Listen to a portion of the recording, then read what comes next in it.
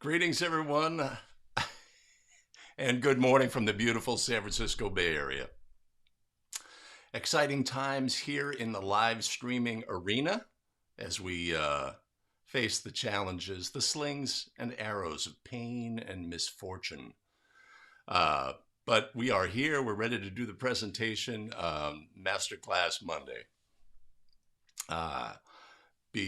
Yesterday, using a beta version of the eCam software, I reconfigured all of the scenes, basketball rules expert, every Wednesday, 7 a.m. 5 Play Friday, the presentation. I have a new interview configuration going as well. Set them all up. Beautiful. Everything's great. Worked on the presentation this morning into the software, and where's my work? Where's the work that I did in eCam? Don't see it. So those are the challenges we face, but onward we move as we try to get better with each and every stream. How is everybody today? Billy Mack inquiring about how future officials are supposed to know about a previous point of emphasis change, right? It's a great point, right? Points of emphasis that are not memorialized in the rules are not rules. So while there may be a point of emphasis, if it doesn't get into the rules book, what are officials to do, right? If I start officiating in 2021 and you have some point of emphasis from 7 years ago, how am I supposed to know about that? Why isn't it in the rules book? Doesn't make any sense. Yes, yes. Oh, the SMB is in the house. Awesome, awesome. Appreciate you being here, Sylvia. Yeah. Challenges. Jason Hayes in the house. Well, I hope we can fulfill the expectation of a great Monday show. Hey, Sylvia. So actually, I do not have this. I did not have the NFHS presentation. So I actually took screenshots from your presentation to use as slides, and it worked out really well. So awesome. Yes, Billy Mack, I believe that is a quote from Hamlet, but don't quote me. I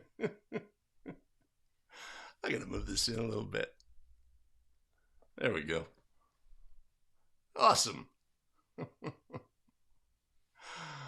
All right. So before we get too far, let's take a look at the rundown of the show. Every Wednesday, basketball rules expert, we look at play scenarios. This week, we'll be looking at play scenarios that relate to the points of emphasis that we're going to cover today. Try to keep things consistent.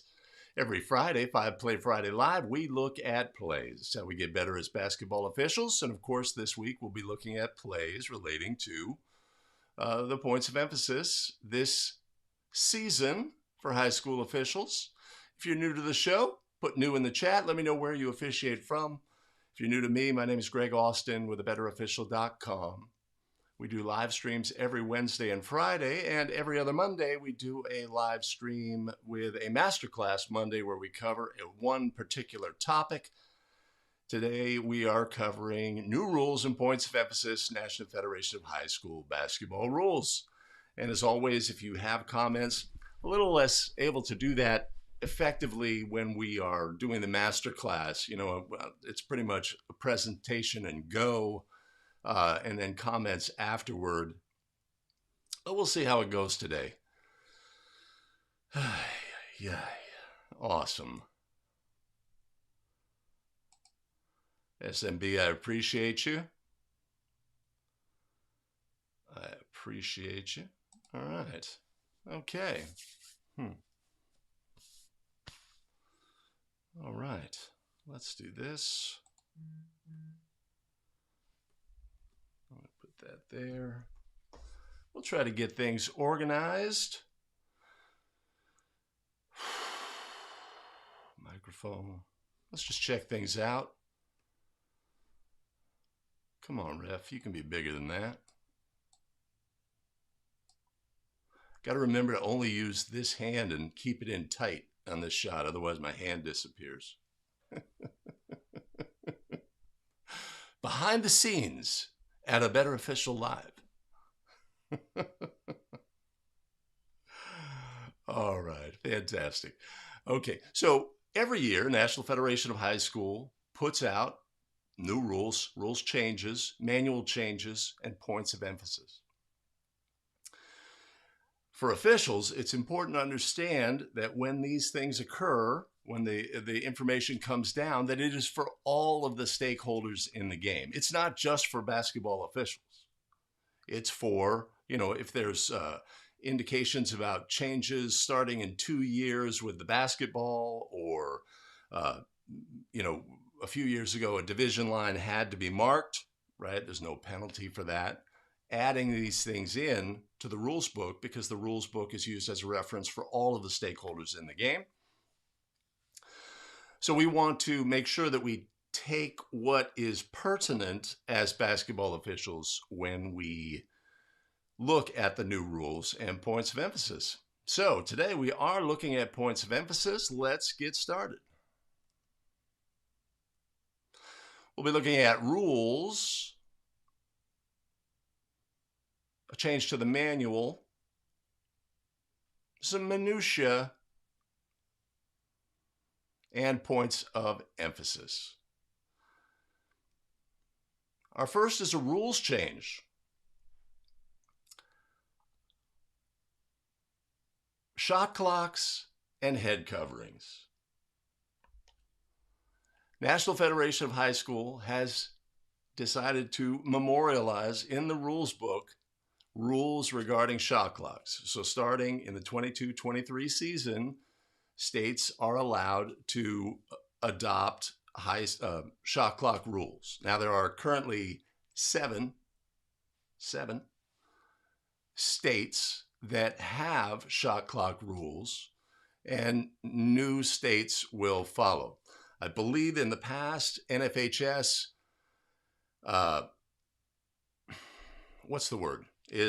was very firmly against the adoption of shot clocks. If a state adopted shot clocks, there were penalties put on the state in terms of their ability to participate in certain things in the NFHS hierarchy, right? The NFHS did not want shot clocks. Pressure from above, pressure from colleges, etc., pressure from states, has led to NFHS now saying shot clocks may be adopted. Does this mean shot clocks will be in your state in the next year, the next 2 years, the next 5 years, the next 10 years? Not necessarily. So all this is doing is laying the groundwork for future adoption of shot clocks. Now, as an official who's officiated in California, I have never officiated a game that did not have a shot clock, a high school game. It's not the boogeyman. It's not something to be afraid of. It makes the game better. It's just a thing. And all I could say is I encourage you to embrace the fact that it is not a dark cloud that is coming on your game. Now, you may have a perspective that says, no, this is not part of high school basketball. High school basketball is something pure and this, that, and the other thing, and this is an abomination and what have. Okay, have at it. It makes the game better. It's not a big deal. It's not hard to implement. There's a cost involved. We have to train some personnel, but it's a good thing.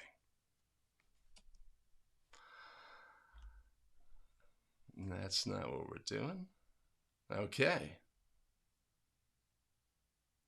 And in addition, we have head coverings, clarification about head coverings. We're changing the rules.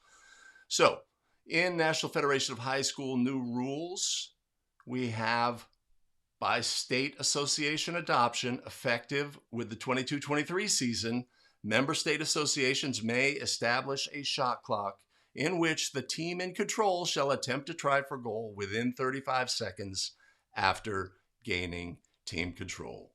It creates Articles 1 and 2 and makes things very straightforward. It's just paving the way for the adoption. It says, in addition, it says, okay, we're going to add future information about rules and restrictions on shot clocks. And that'll be interesting because a lot of information will have to be added on the case play side.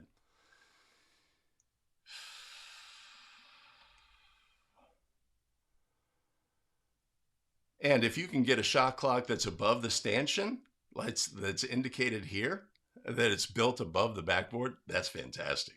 That's much better, right? So shot clocks are coming. I believe I saw something online that Iowa is going to adopt shot clocks starting next season or this coming season, right? States always have the freedom to do that. Like I say, I believe NFHS says, okay, if you do that, right, you're going outside the boundaries of what we want, and there's going to be some sort of repercussions on the administrative level. Okay. In addition, we have head coverings. So let's review the past rule. In the rule 3.5, Article 4, wristbands and headgear must meet the following guidelines, right?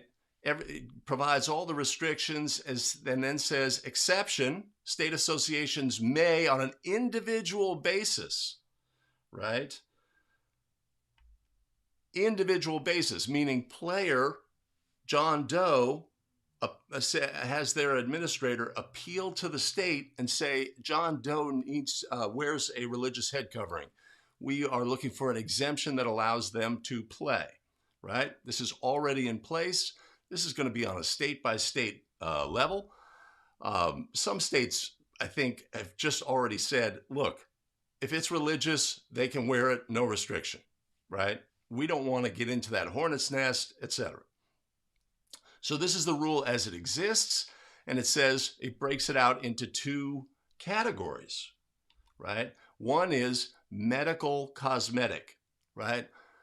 Let's say a player suffers some sort of hair loss disease or something, and their hair is patchy, and they need a head covering to cover that. Or they have had concussions, and they need some sort of protective covering that allows them to play with a reduced risk of further injury. Okay, these kind of things, the state says, or the NFHS says, appeal to the state, right? Get a letter, get that letter into the coaches. The coach has an availability. So when the officials show up, the officials could say, Coach, do we have a letter providing an exemption for wearing that headband, that concussion headband? We need that by rule, etc. And then in addition, for religious reasons, in the event there is documented evidence provided to the state that a participant may not expose his or her uncovered head, the state association may approve a covering or wrap which is non-abrasive, hard, and etc. Right? So NFHS says if these in either of these two categories, a letter is required. That's the old rule, right? And now we're going to have a rules change where religious reasons does not require the exemption. Religious reasons does not require a letter from the state. Player shows up with a turban or some sort of head wrap, etc. Legal by rule. No need for a letter requiring. This is an NFHS rule. Okay, so this would be a yarmulke. This would be a head covering. So some head coverings just cover the hair. Some go around the chin, or what have you. We'll have some examples of those. But the restriction for cosmetic or medical has not been replaced. So the rules book has been changed to say that religious is now legal, medical and cosmetic remains requiring a letter from a state, a governing body.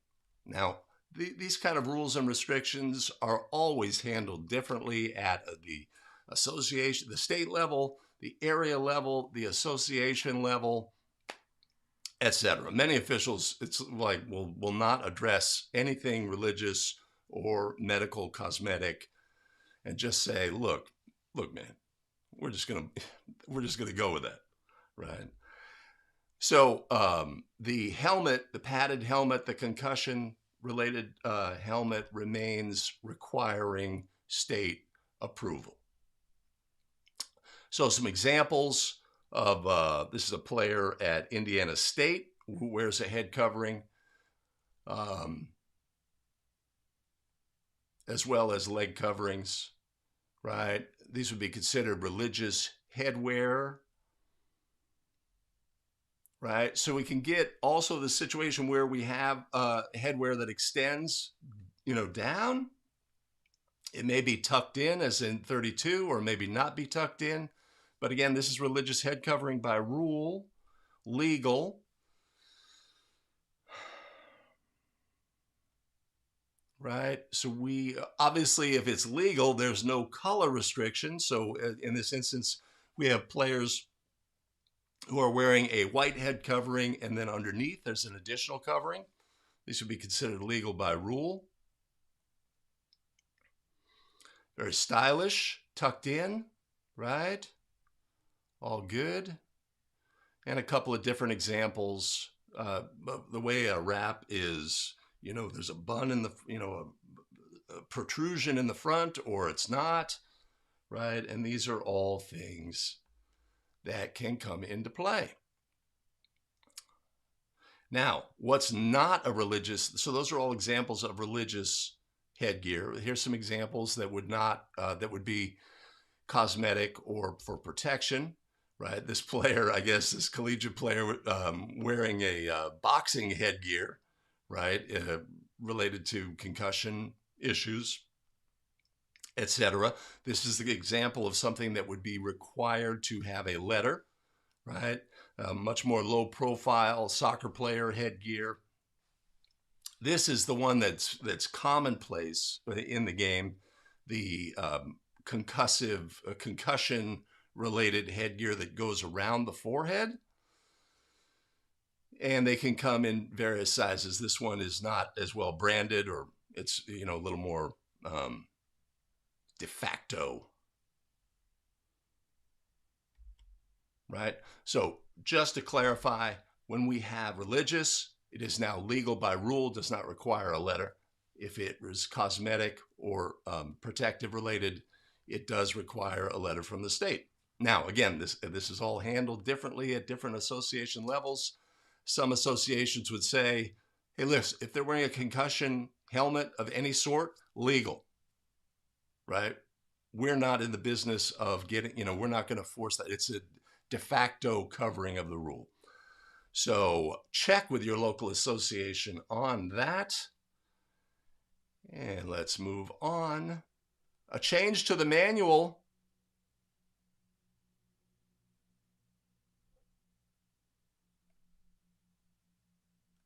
The elimination of the punch.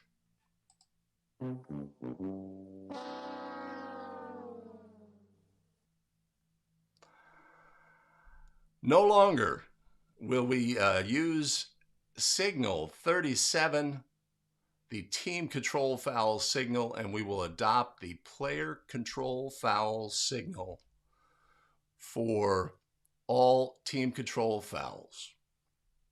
Preceded by the stop clock signal, signal 4. The same hand used to stop the clock is placed at the back of the head, signal 36. The directional signal, signal 6, shall be given and then indicate the ensuing throw-in spot. This is for a common foul committed by a player while that player is in control of the ball, or by an airborne shooter, a common foul committed by a member of the team that has control. So the punch no longer.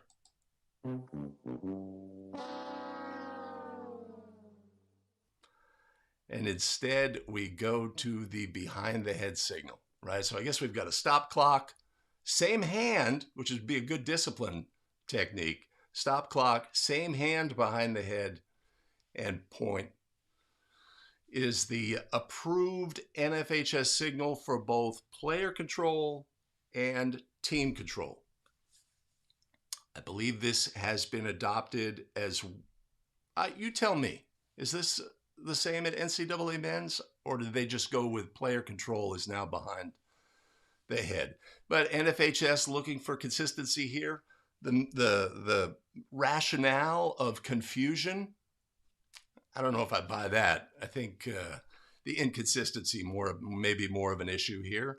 But the punch is gone. Long live the punch.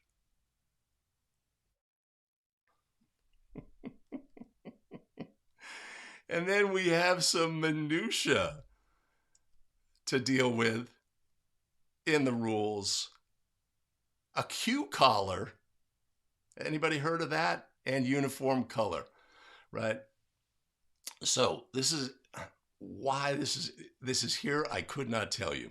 This cue collar is a product that is new, that is worn by players in other sports, I guess, and is the idea is to prevent concussions. And the way that it does it is it restricts blood flow.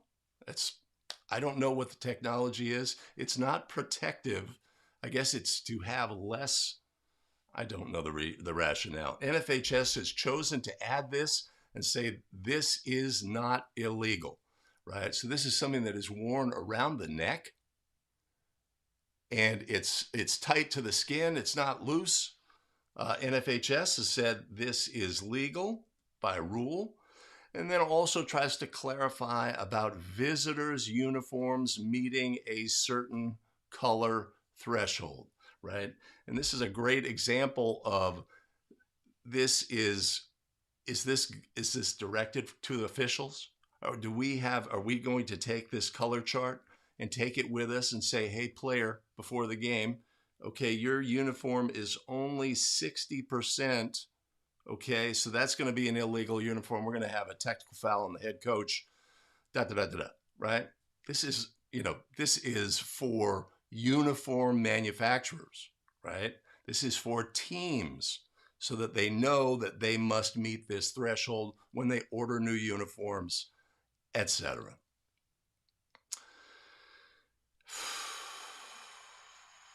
Yeah, there's that.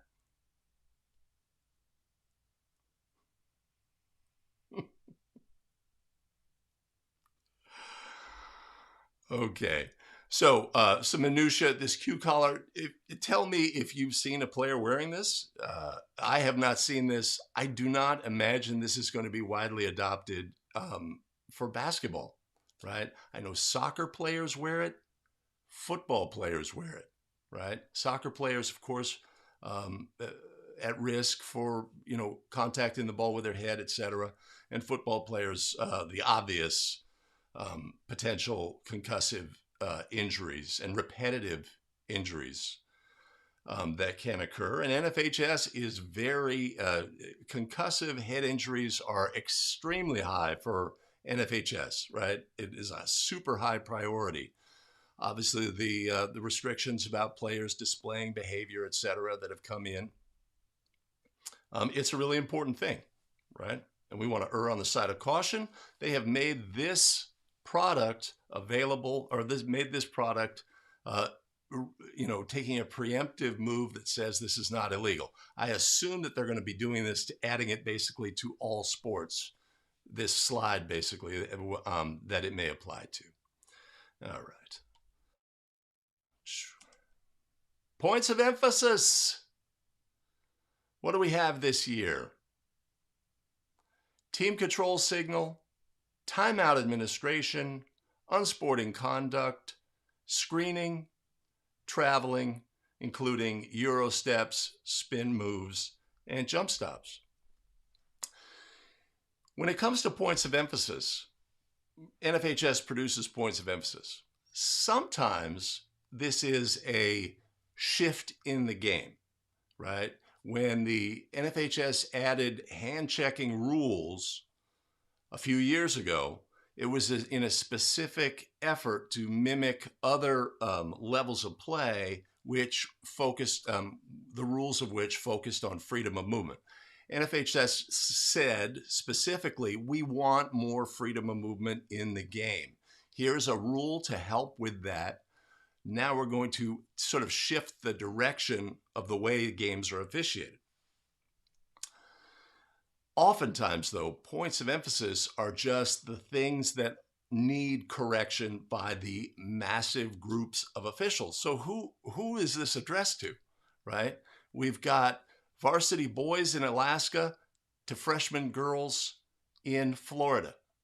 We've got JV boys in San Diego all the way up to JV girls in Maine. It covers all levels of high school basketball. It covers the entire country, right? And other levels as well that use National Federation of High School Basketball rules. So feedback comes from the national up, feedback bubbles up. Administrators, coaches, officials provide information that says this part of the game is becoming inconsistent, right? And so we get the usual suspects. Obviously the team control signal change is new, but timeout administration, unsporting conduct, screening, and traveling, these are points of emphasis every other year, as it were. Add into it rough play, rebounding, throw-in administration. These are always areas that constantly need to be readdressed. So when we look at these this year, let's take a look. Points of emphasis, officiating mechanics. So NFHS says, you officials that deviate from approved mechanics by, bringing in collegiate mechanics or unapproved signals and mechanics, right? This is confusing to stakeholders in the game and should be corrected. So officials are instructed to use only approved National Federation of High School signals and mechanics when officiating basketball games, right? And that's really straightforward. And the basis for this is that it is confusing to the stakeholders in the game. So focusing on stopping the clock, how to signal a held ball.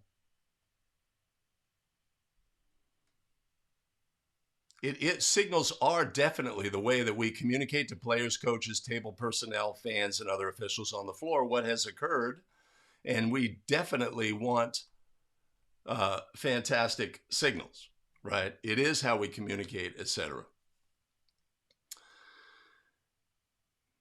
And that's really when we interpret points of emphasis, when we interpret signals, when we interpret mechanics, it's like figuring out what are we trying to accomplish here and doing that, right? Mechanics put us in position to have the best look at plays, builds in safeguards for dead ball officiating and all of these things, right? If we understand that, that's really the key. Not that, in this era of robotics, you could program a robot to, take the proper path when reporting a foul.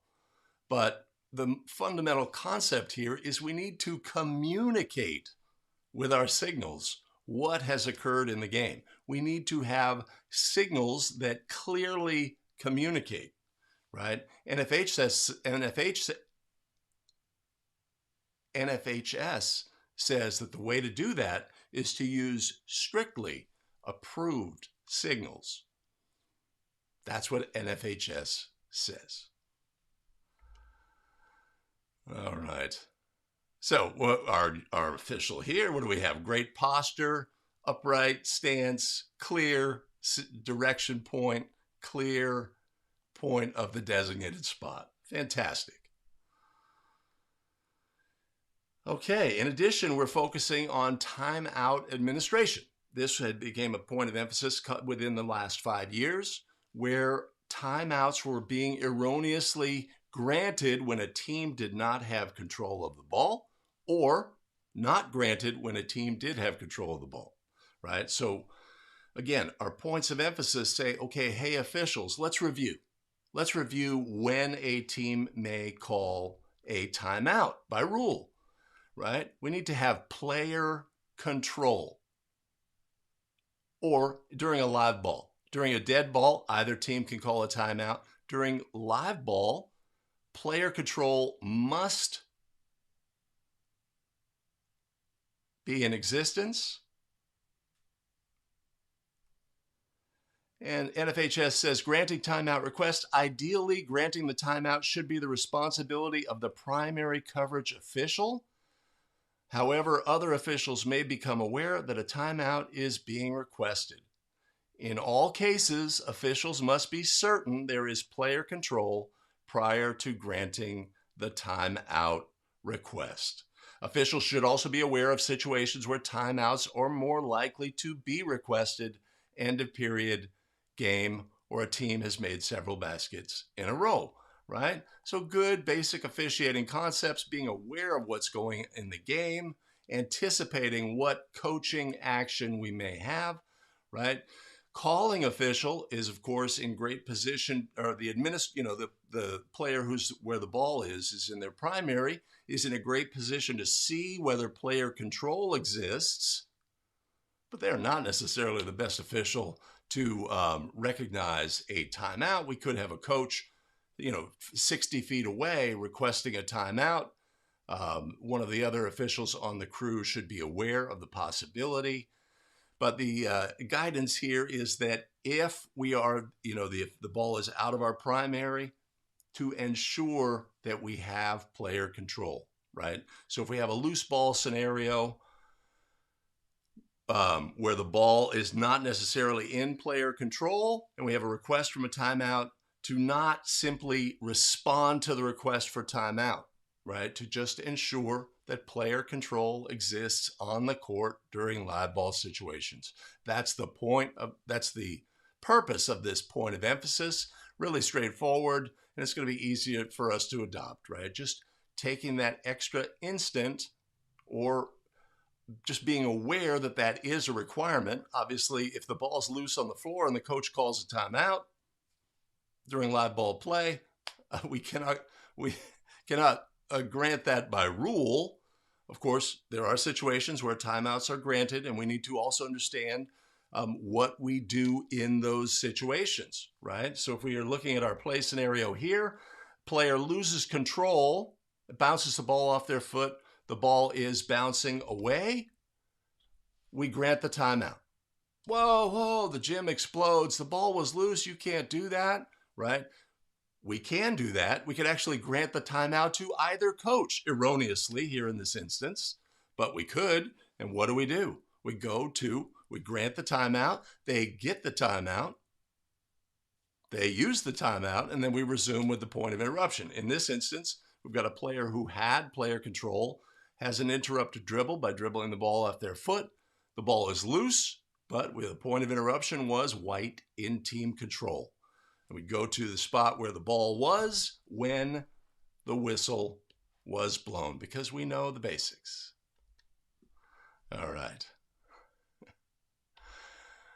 And our old favorite, unsporting conduct, right? For as long as we officiate high school basketball, this will come back around every few years, because conduct is consistently an issue. Some people think that conduct is getting worse. Some people think it remains bad, etc. But it's a consistent issue. What we have here is the committee is concerned about inappropriate conduct by players, bench personnel, coaches, officials, and spectators. Programs are educationally based, and conduct that is not tolerated in other educational settings shall not be accepted. Therefore, each group has the responsibility to demonstrate civility and citizenship, right? So now marching orders are given. Game management needs to have this responsibility. Remember, points of emphasis are not just for officials, they're for other stakeholders in the game. So NFHS says game management needs to be proactive and address, hey, spectator A, spectator B, these people are problematic. We need to give them, we're going to go up, they're going to go up the game ladder, go up the ladder of penalties, right? Initially, hey, you need to knock it off, or like we go up, the game management goes up and says, listen, that's unacceptable behavior. One more outburst and you will be asked to leave. Right? Or they may just say, hey, patron A is out. We're going to eject them immediately. Right? They have different levels that they can go. Some game administrators sometimes will go sit near potentially abusive parents to just give that proximity and help them deal with things. Obviously, if we have a student section that is doing something inappropriate that needs to be addressed, we would expect game management to do that, but if not, the game officials need to step in. And officials should not tolerate inappropriate conduct from coaches and players. And here's a key point. The team huddle is not a safe haven for coaches' bad language. Just as a classroom teacher should not verbally abuse students, neither should coaches use bad language when addressing their player, right? And this is a thing, right? Oftentimes officials will say, hey, when he's laying into his team, I mean, if he was saying that to me, we're either whacking him or he's gone. But, part of basketball is having your coach chew you out and et cetera, et cetera. And if NFHS says, okay, let's focus on this area and not allow this. And what we also have to remember is a lot of times you've got you've got the school principal, right? And they're over on the sidelines and they do not like this behavior by this coach, right? They want the officials to address this, right? This is not appropriate for their school, etc. So we have to be aware of that. But NFHS says, don't allow the coach to have a safe haven in the team huddle. Players are not permitted to let off steam by using profanity, even if it is not directed at an opponent or an official. Being angry at oneself is no excuse, right? So NFHS says, yeah, you've got that player who missed the layup, right? And they go to just like, right? And an expletive comes out. And it's not directed at an opponent, what have you. NFHS says, treat that in the same fashion as if it was directed at an opponent. It is something that is not to be tolerated. If we hear that. And officials are not exempt from unsporting conduct. What? Inappropriate references to players, coaches, or other officials is not acceptable. Inappropriate behavior before, during, or after the game should be reported to the officials association or assigner. Well, obviously, so it's a scholastic setting. This is a high school event, right? Behavior has to achieve a basic level. So obviously, officials' conduct is not exempt, although there would be no penalty, right? If the official, after making a bad call, utters an expletive, we are not assessing a technical foul on the official, right? But NFHS says that this is something that should be addressed, it should be reported, etc. Right? That's the purpose of this language.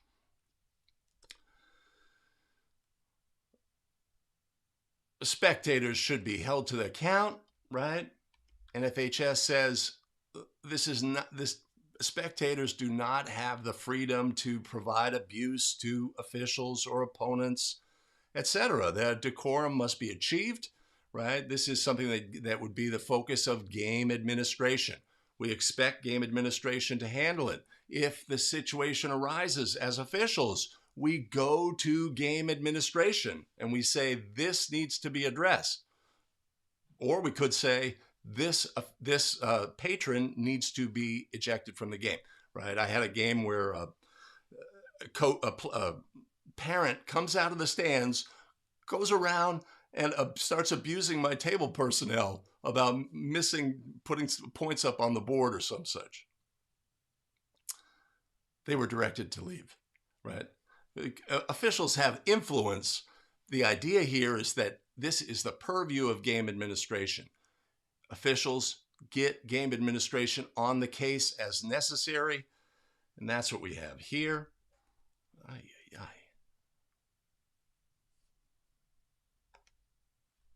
So, unsporting behavior, unacceptable. Coaches don't get a safe haven in the huddle.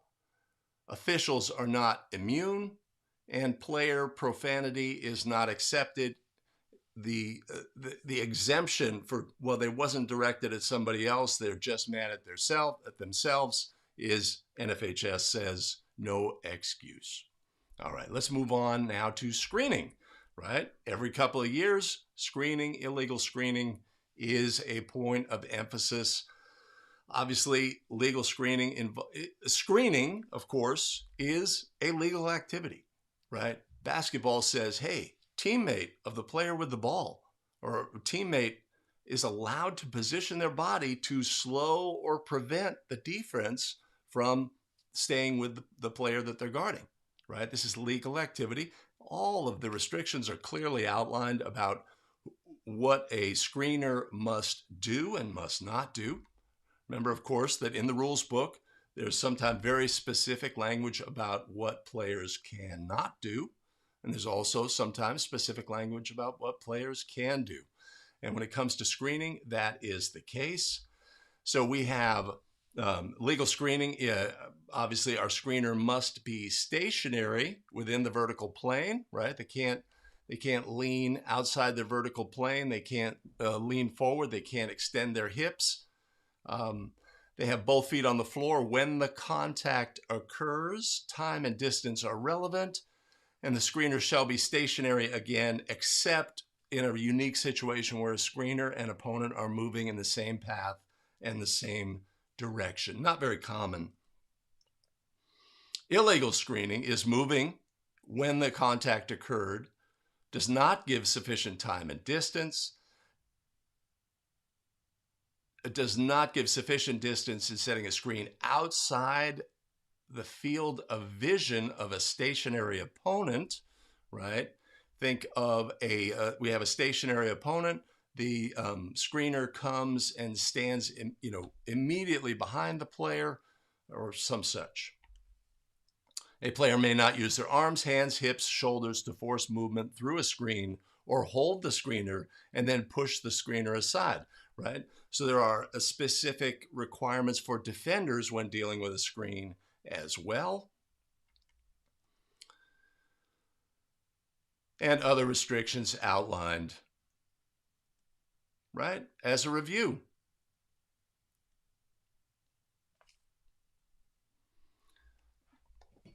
We'll cover more of screening rules and restrictions in this week's episode of Basketball Rules Expert and 5 Play Friday. All right, moving on. Euro steps, spin moves, and jump stops, legal or illegal. So now traveling, which is always going to be a point of emphasis. You could probably they probably have it in the calendar for like the next 20 years. Okay, in 2021 we'll make traveling a point of emphasis, and then we'll do it again in 2024 and 2027 and 2030 and 2033 and 2036 because it is a fundamental element of the game, probably the most frequently called violation. Well, out of bounds, of course, the most frequently called. And officials have difficulty, have displayed having difficulty in adjudicating these plays properly, right? So from other levels come various moves that come into the high school game, right? Players see collegiate players see pro players. They have a move. Oh, I love that move. I'm going to work on that move. I'm going to do that thing. I got that spin move down. I got the Euro step. I've been working on it. And I've got the step back, right?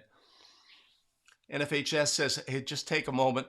right, and say we can't adjudicate these plays just based on the fact that, oh, that player Euro stepped, that must be a travel. Or that player did a spin move, that must be a travel. That player did a step back, that must be a travel, right? We can't put things in a box in that fashion. We have to evaluate traveling based on the rules, right? And the most important component of that is establishing the pivot foot and the official recognizing which is the pivot foot.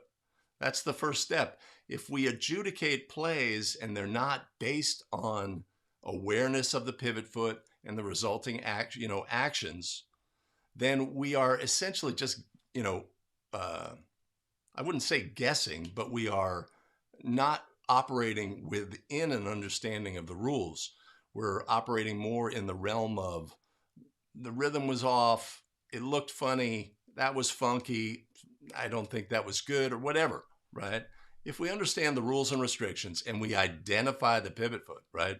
As you're a new official, right? We're out on the court, we're doing all these things. Maybe we don't know the traveling rules, we're not great at them, but the first step is identifying the pivot foot. We can do that, right? Every time a ball handler gets the ball, which is the pivot foot? Left foot, right foot. No pivot foot, right? They have caught the ball with both feet on the floor. They move one foot, establishes. Okay, right? The basics. If executed within the parameters, each of these plays is legal, of course, right? In and of themselves, doing a Euro step is not illegal.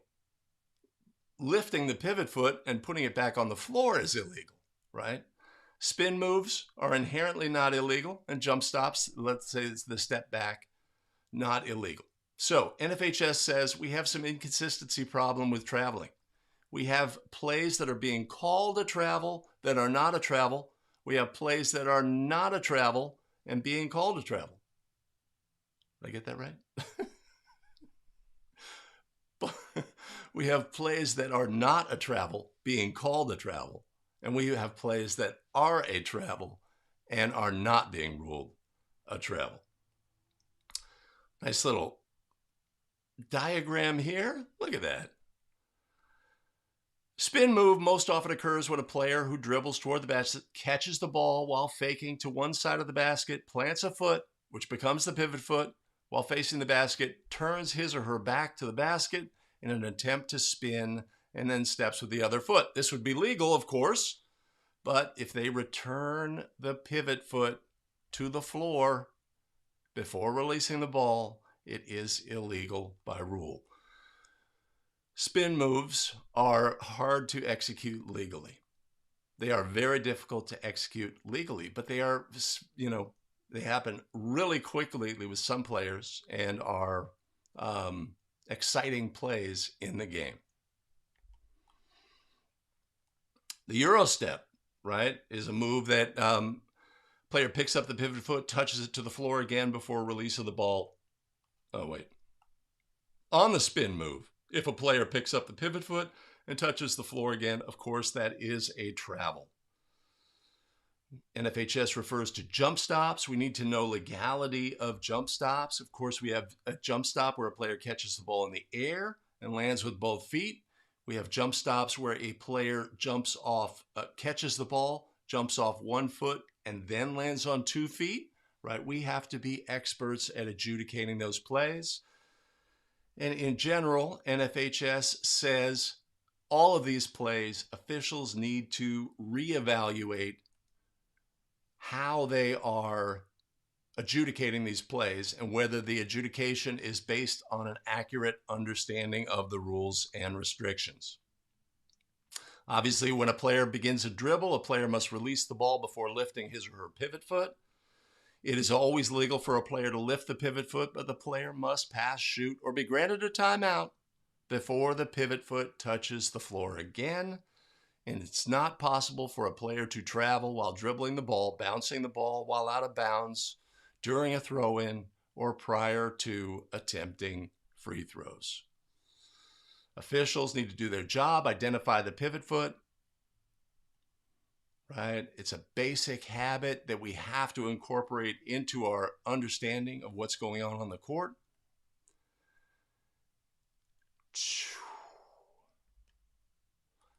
Right? So we get, traveling is a point of emphasis, right? Our job is not to say, okay, all right, we need to call more traveling. No, no, no. Point of emphasis say there is room for improvement in this area. Legal plays are being ruled illegal. Illegal plays are being ruled legal. We need better understanding of the rules and restrictions so that we can adjudicate plays more accurately. That is the point of emphasis. Accuracy in our rulings. Becoming aware of the pivot foot, the rules and restrictions, and so forth. And that's the way that points of emphasis work. Let me see.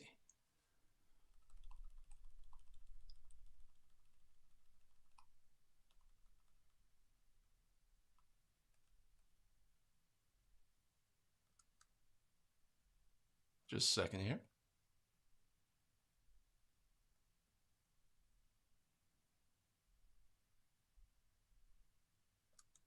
I'm sure it'll be worth it.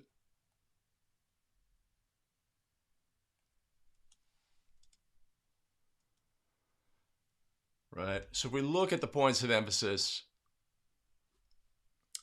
the team control signal, obviously the elimination of the punch, timeout administration, being aware before we grant timeout requests, understanding that what the restrictions are, being so that we can do the job better, not administer, not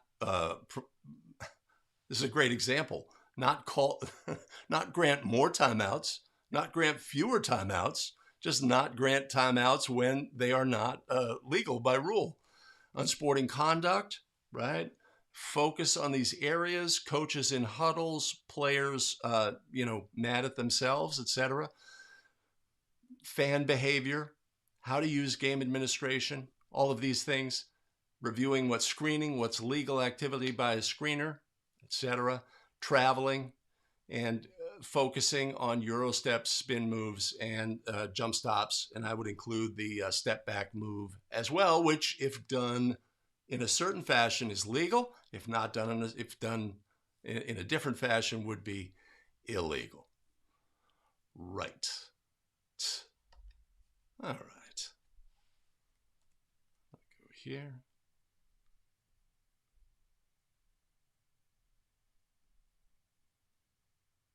All right. So today we've covered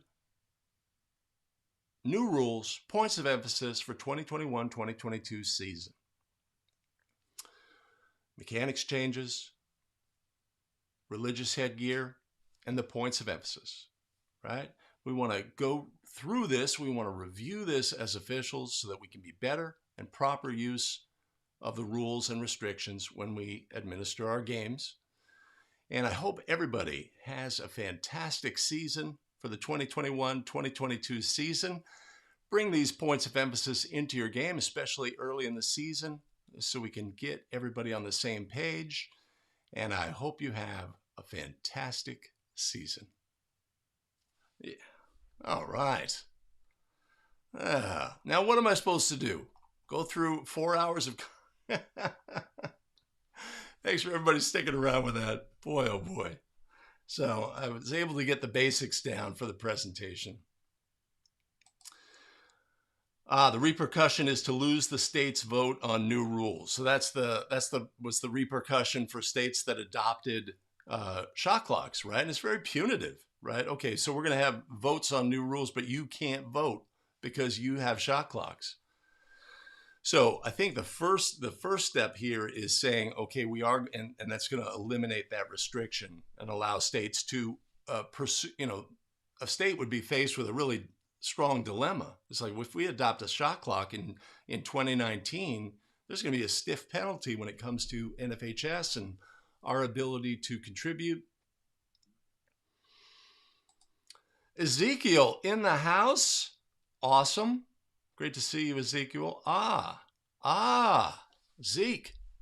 Excellent. Rules interpreter. You got some smart rules people on these calls. I'll tell you that much. Puts a lot of pressure on me. Jay is in the house. Excellent. Yes, obviously no color restrictions on headgear. This could present religious headgear, but just like there's no restriction on the helmet, right? Player wears a helmet. Player wears the concussion reducing headband, not res- not colored, not covered by color restriction. A de facto, yes, of course. Come on, that's not that rare. That is not that rare. Les O'Connor is not a fan of being the uniform police. Needless to say, it is not the best. Now, how can I get this to be bigger? Interesting. No, we don't like being uniform police. We need to be aware. Illegal uniforms are like, because here's the deal. How does an illegal uniform situation work? Right? We get there. The team is using some old uniforms from 1986, and the number is not centered. The number is offset, or the number is too small on the front, or the lettering is funky and violates some rule and restriction. Right? So what do? Are we going to assess a technical foul in that instance? I guess we could. No, I'm going to tell my assigner, hey, assigner, this team is using these illegal uniforms. Okay. Nothing. There's nothing. It's not a thing, right? It's not a thing. I mean, so maybe a call is made to that school. Hey, you can't use these. You shouldn't use these uniforms. It's like, that's all we have. We had a fire and our stuff was stolen, and our new uniforms aren't here yet. There's always going to be an exemption, right? They're always going to get to use the uniforms, right? So it's a no-win situation to even know uniform rules and restrictions.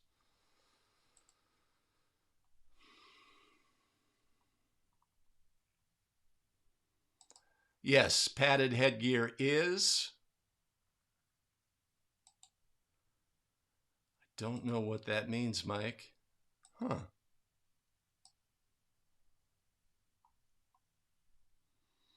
Yeah, it's up to each individual state on the headgear rules and restrictions. Some states just say, here's a blanket ruling. If it's concussion, it's legal, right? Here's a blanket ruling, right? Because they don't want to deal with it. So I think this is part of the situation is, and if all states say, hey, religious headgear, we're not requiring a letter. We don't want to get into that, right? Then NFHS says, well, let's recognize that. And maybe the states say to NFHS, hey, let's change this restriction. We just don't need it. Mike, obviously aware of my presentation style. Yeah, confusion is a poor excuse.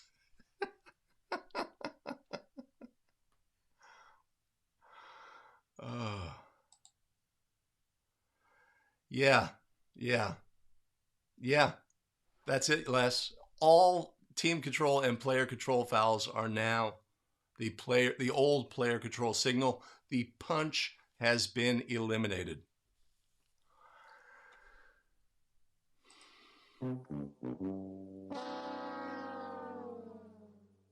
We'll see how that goes.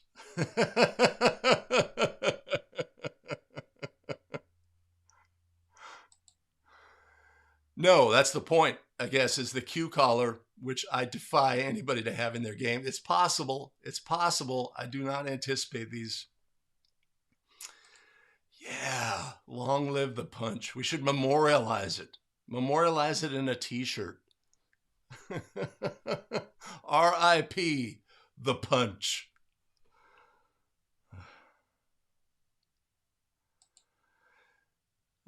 Mike wishes NFHS would allow the hips, the fists on the hips. Obviously, the signal is the open hands on the hips. But again, right, what's the purpose of signals? What is the purpose? Is to indicate what the violation or foul type was. if you put your fists on your hips? Is anybody confused? What do you mean illegal use of hands? What do you mean? No, everybody knows what you mean, right? So our counsel is always, the idea is clarity and communication and avoid confusion. If we could do that with signals that have some sort of modification to them, I'm not not here to tell anybody you have to conform to this specific rules, And I know that's important to some people. That's important to some officials. And they feel that a deviation, NFHS encourages any sort of deviation is, a really bad thing, right? But is it really a bad thing, or is somebody just have their panties in a twist about we want everybody to look the same and do the same, etc. That is for each official to evaluate, but we know what NFHS wants. Jason wants coaches not being able to call live ball timeouts. That would certainly simplify our lives.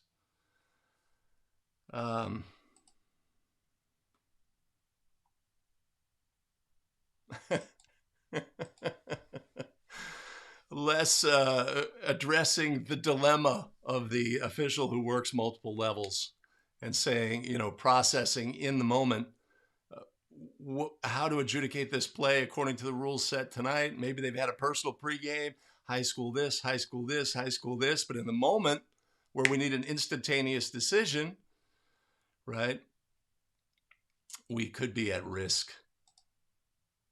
Isaiah's in the house. Hope you liked it. Jay is not going to call a T. So, that player who's frustrated with themselves, right? We see players, they're pissed. They missed something. They missed a shot. They committed a foul, etc. They are frustrated. They've made they've been working on trying to fix this thing, etc. What do we have? We have the different levels. The obvious frustration and nothing verbalized. The under the breath verbalization, or the whisper, as it were, right? Verbalization. And then we have a player who's in the middle of the floor, yells loudly some expletive, right? That's, obviously we have different levels here, right? And how we officiate those plays. NFHS says that player, just because they're frustrated to themselves, doesn't give them license. So we understand that. Now let's go officiate our game. I'm with you, Jay.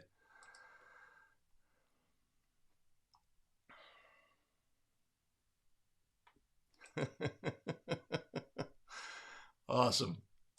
Hey, interaction with fans is oftentimes one of the whole high school experience is a phenomenal thing, right?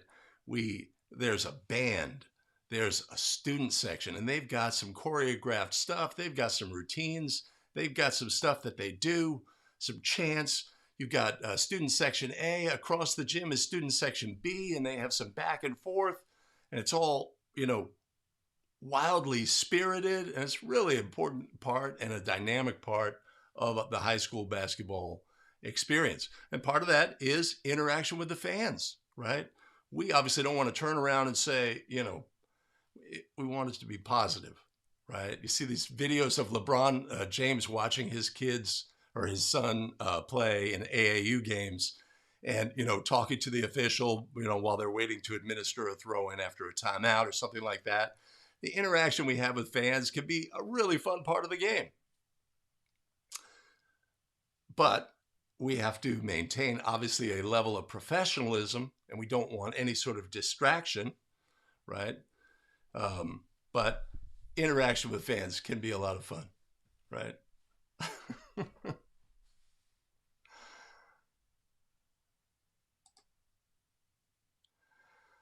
Okay, Tampa, automatic suspension, school district rule, profanity by a player. What about by a coach?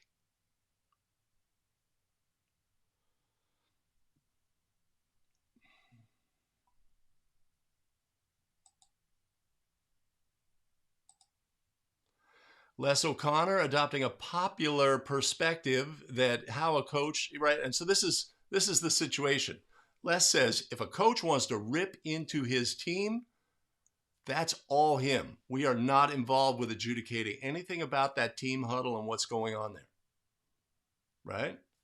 That is a common perspective. So NFHS says, hey, this coach abusing his players in the huddle is not acceptable, right? And officials need to change their perspective on this, right? That's what the POE addresses.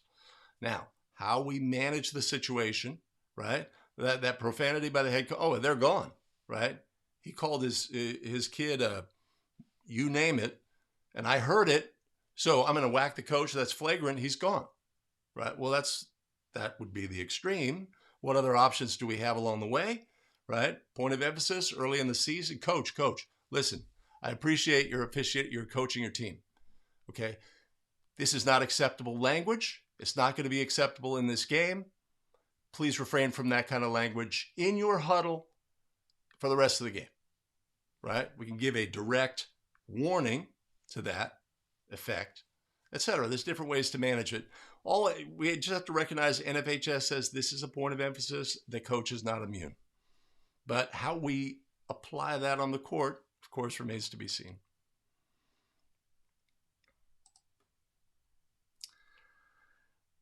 Yeah, screening, obviously a lot of stuff. We'll focus on screening on the basketball rules expert and on 5-Play Friday, right? We don't want to have rabbit ears, obviously, about the coach interaction. This is what the dilemma is that we face. I have had game administrators say to me, we're concerned with this coach's behavior. You know, we support you 100% with any action you take, you know, in the game.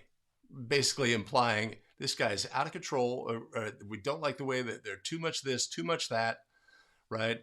In our collegiate association, it's like the schools say, we don't want any of this behavior. We do not want this. Tells the assigner, have this be a point of emphasis. This is our rule, profanity, ejection. It's an important thing to us. Apply, enforce this rule. It's important, right? So we have to understand our environment and what our local guidance is as well.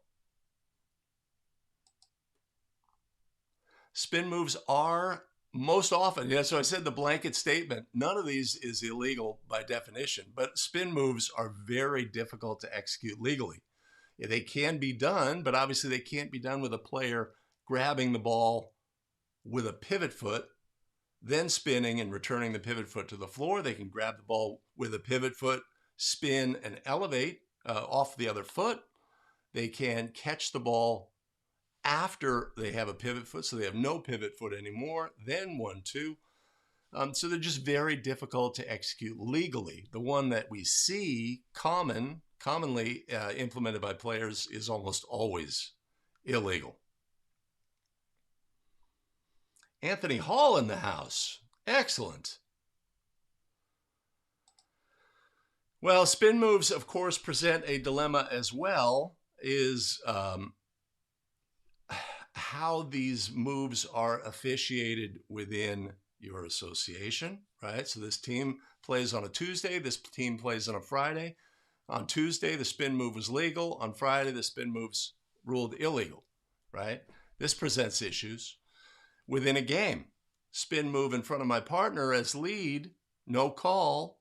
Spin move by me later, let's say as center, ruled illegal, right? So consistency in adjudicating these plays, always what we want is consistency in our game, right? In this game, we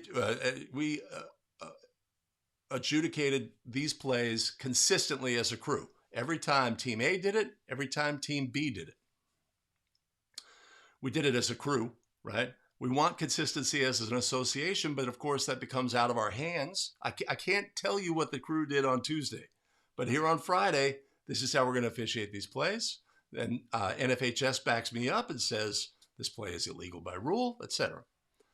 So consistency with spin moves is one of our greatest challenges. But if we look at video of spin moves, they're almost always illegal. Yeah, that's the challenge.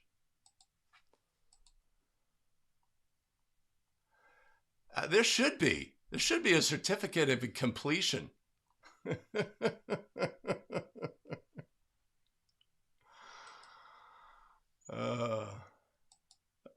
Jay would rather have the punch. Of course we'd have the punch. The punch is dynamic. The head grab thing is almost like a spasm. Oh, but we'll have to work on it. I mean, and again, it's who is this important to? If the assigner who assigns the state tournament says this is a really, really big deal to me, okay, that lets us know how much we need to focus on this. You know what I'm saying? Oh, fists and punching, our theme. Very violent live stream.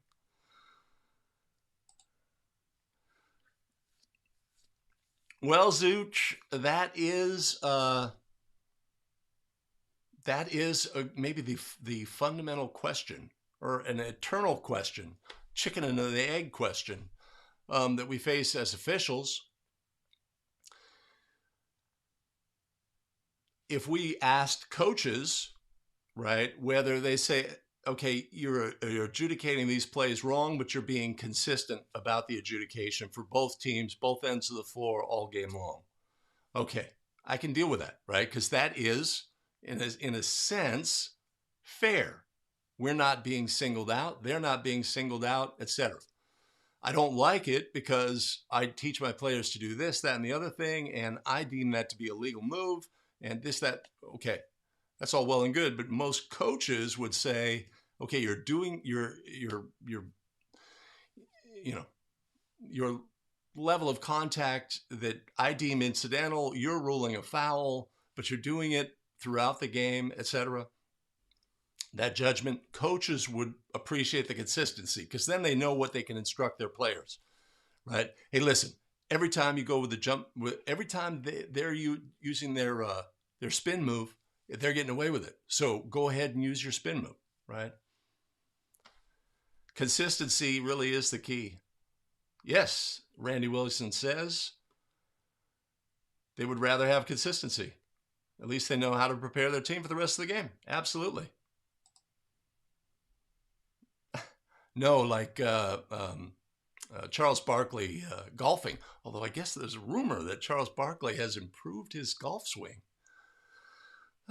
Don't know how we're going to deal with that. All right. Okay, I have rambled on long enough. I'm going to do a couple of things. First thing I'm going to do is that. Okay, that stuck around.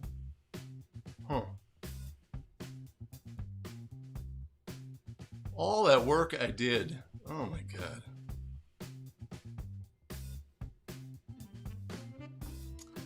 Well, in any event, I appreciate everybody joining for the live stream. We will be back Wednesday for Basketball Rules Expert. We'll see you then. Make it a fantastic day. It's going to be a beautiful day, a warm one here in the San Francisco Bay Area. Do something for someone they couldn't possibly repay you for, and you're going to feel better about yourself. I'll tell you that much. Everybody, we'll see you next time. Have a great one. Bye-bye.